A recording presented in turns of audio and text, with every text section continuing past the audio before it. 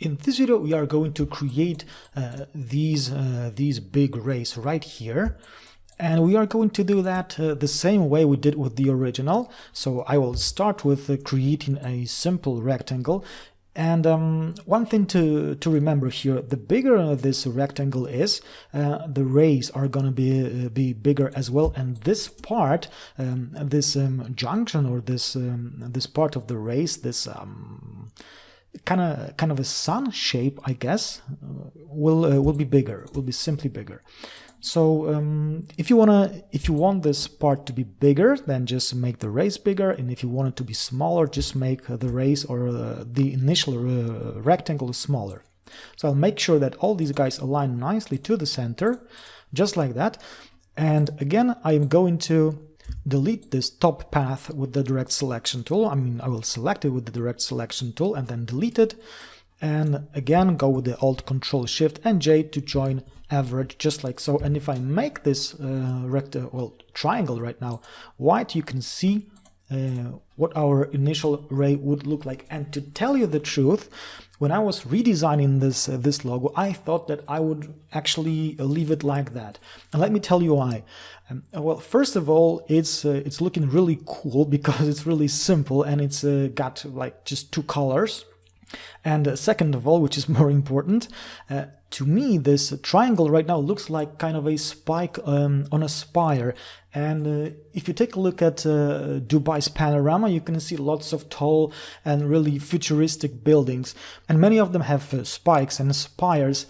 And since the company we are redesigning the logo for is dealing with property development, I think that it will really look great. All we would have to do is to, we would add the company name to the bottom, and there we go, and it will look really cool.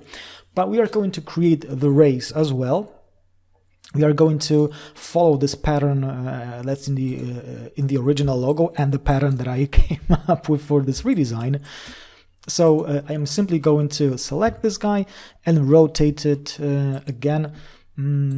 So I think I will go with I'm going to enter 360 and divide it by 15 or maybe 16, just like that. And I'm going to hit copy, and I'm going to copy this 2 more times, just like that.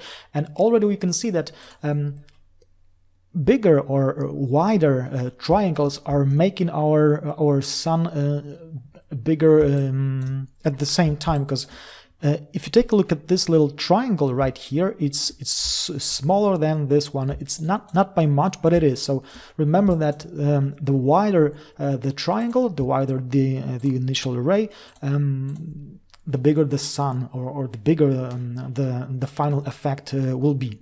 So again, with these rays selected, I am going to clone them, or reflect and clone them at the same time to the right. So with the reflect tool active, I'm going to Alt click on the center of this middle ray like that, and simply hit copy. Now all these guys, there will be one ray that I don't need. So with all these guys selected, let me select all of them, and I will group them right now. What I want to do is I want to subtract them from the bottom, from the base. So I will add that to the selection, and in the Pathfinder tool I am going to click minus front, just like that. And we already have the main shape created.